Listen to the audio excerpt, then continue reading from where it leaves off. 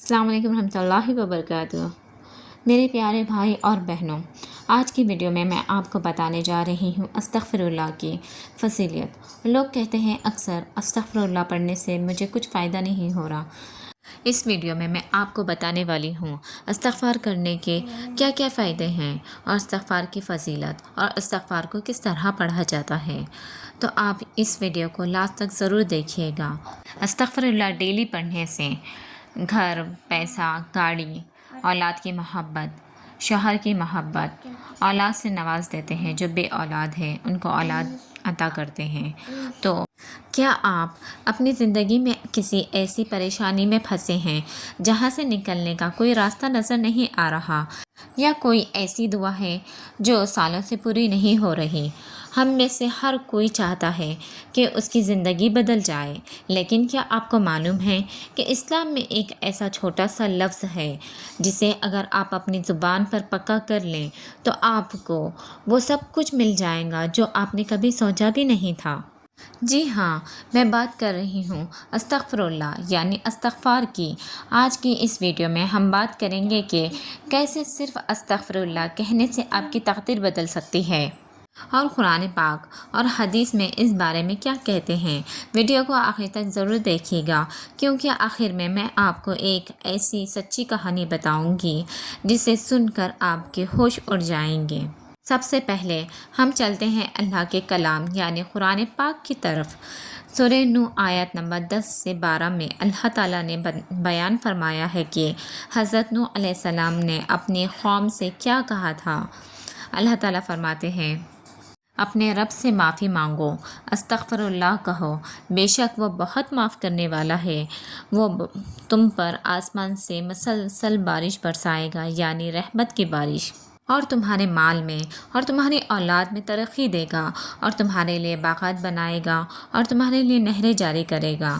سبحان اللہ۔ اس آیات پر غور کریں۔ اللہ تعالیٰ خود کہہ رہا ہے کہ اگر آپ استغفار کریں گے تو آپ کو کیا کیا ملے گا۔ نمبر 1، گناہوں کی معافی، جو سب سے بڑا تحفہ ہے۔ نمبر 2، رزق میں، مال میں برکت، یعنی کہ جو بھی آپ کے حالات ہیں، جو پرابلمس ہیں وہ ختم ہو جائیں گے۔ نمبر 3، اولاد کی نعمت، جنہیں اولاد نہیں ہے، جنہیں اولاد نہیں ہو رہی ہے، ان کے لیے شفا۔ نمبر 4، زندگی میں ہریالی اور سکون، حدیث کی روشنی میں استغفار کے معجزے۔ ہمارے پیارے نبی محمد صلی اللہ علیہ وسلم خود ایک دن میں 70 سے 100 مرتبہ استغفر اللہ پڑھا کرتے تھے۔ تو سوچئے، جو معصوم ہیں، جن کے کوئی گناہ نہیں، جب وہ اتنی بار پڑھتے تھے تو ہمیں کتنی ضرورت ہے، ہم تو کتنے گنہگار ہیں۔ ایک بہت ہی پیاری حدیث ہے، نبی صلی اللہ علیہ وسلم نے فرمایا، جو شخص استغفار کو اپنے اوپر لازم کر لیتا ہے، یعنی کثرت استغفار پڑھتا ہے، اللہ اس کی ہر مشکل کو آسان کر دیتا ہے، ہر غم کو خوشی میں بدل دیتا ہے، اور اسے ایسی جگہ سے رزق دیتا ہے جہاں سے اس نے کبھی سوچا بھی نہیں ہوتا ہے۔ کیا آپ کو لگتا ہے کہ آپ کے قرض بہت بڑا ہے؟ کیا آپ کو لگتا ہے کہ آپ کی بیماری لا علاج ہے؟ اس حدیث کو یاد رکھیے، اللہ کے لیے کچھ بھی ناممکن نہیں ہے۔ استغفار ہر بند دروازے کی چابی ہے۔ آج کی کہانی ایک ایسے شخص کی ہے جو سالوں تک کرائے کے گھر میں رہا اور اپنے چھوٹے سے گھر کا خواب دیکھتا رہا۔ اس کا نام تھا عمران۔ عمران بھائی ایک محنتی آدمی تھا، روز صبح سے شام تک کام کرتا، لیکن گھر کے کچھ خرچوں اور ذمہ داریوں کے بعد اتنی بچت نہیں ہو پاتی تھی کہ اپنا گھر خرید سکے۔ ہر مہینے کرایہ دینے کے بعد اس کے دل میں ایک ایسی ہی تمنا ہوتی، یا اللہ، کب میرا اپنا گھر ہوگا؟ وقت گزرتا گیا، کبھی پیسوں کی کمی، کبھی دوسری پریشانیاں۔ عمران بھائی کو لگنے لگا کہ شاید اس کا یہ خواب کبھی پورا نہیں ہوگا۔ ایک دن مسجد میں اس نے استغفار کی فضیلت کے بارے میں سنا۔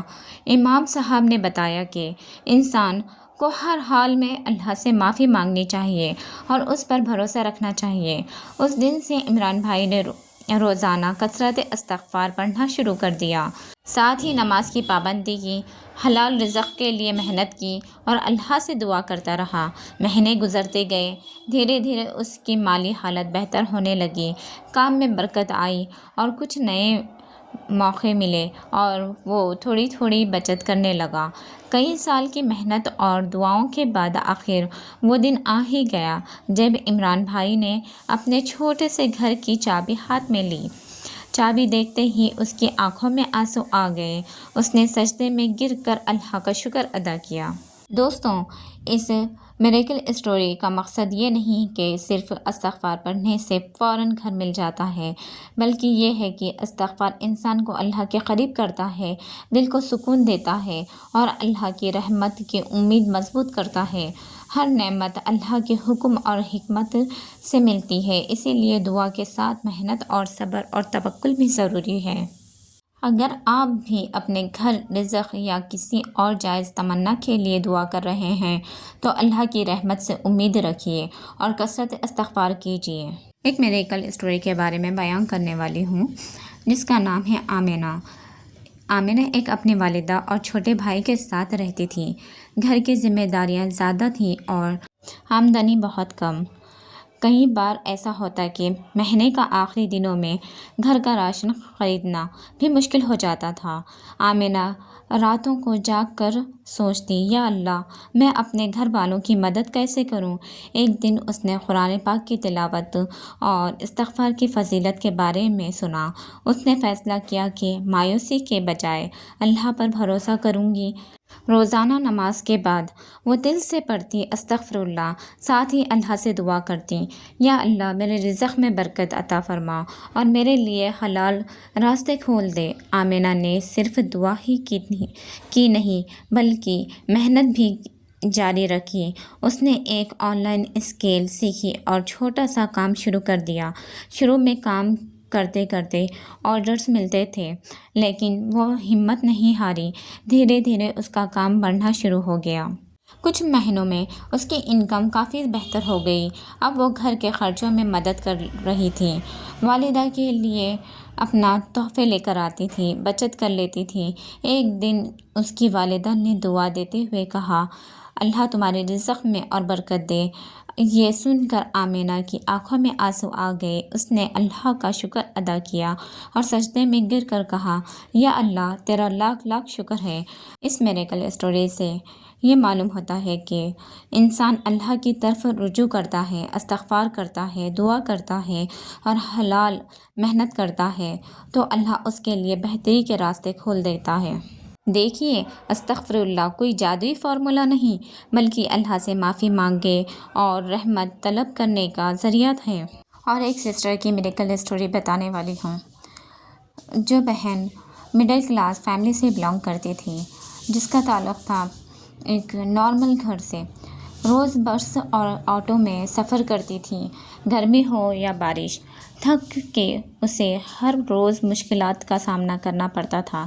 جب وہ دوسروں کو اپنی گاڑیوں میں آتے جاتے دیکھتی تو اس کے دل میں بھی ایک خواہش جگتی، یا اللہ، اگر میرے لیے بہتر ہو تو مجھے بھی اپنی ایک گاڑی عطا فرما۔ لیکن اس کی تنخواہ زیادہ نہیں تھی۔ گھر کے خرچے، بلز اور دوسری ذمہ داریاں نبھانے کے بعد بچت بہت کم رہ جاتی تھی۔ ایک دن اس نے فیصلہ کیا کہ مایوس ہونے سے بجائے اللہ پر بھروسہ کروں گی۔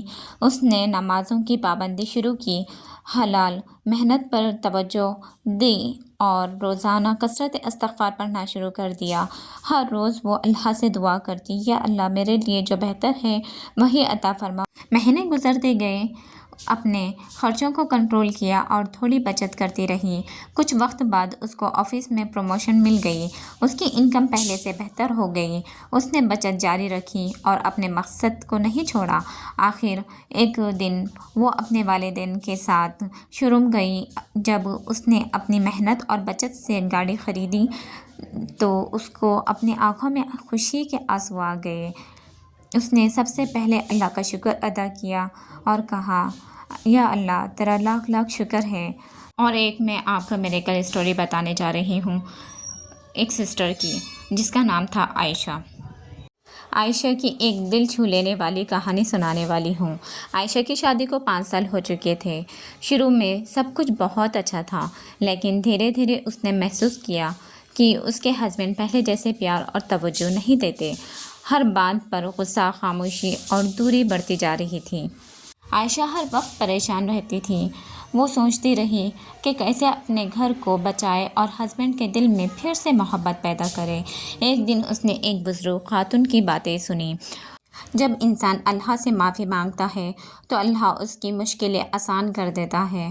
اس دن سے عائشہ نے روزانہ دل سے استغفر اللہ کا ذکر کرنا شروع کر دیا۔ صبح، شام اور خالی وقت میں بھی وہ اللہ سے اپنی غلطیوں کی معافی مانگتی اور اپنے گھر کے لیے دعا کرتی۔ دن گزرتے گئے، عائشہ نے صرف ذکر ہی نہیں کیا بلکہ اپنے اخلاق کو بھی بہتر بنایا۔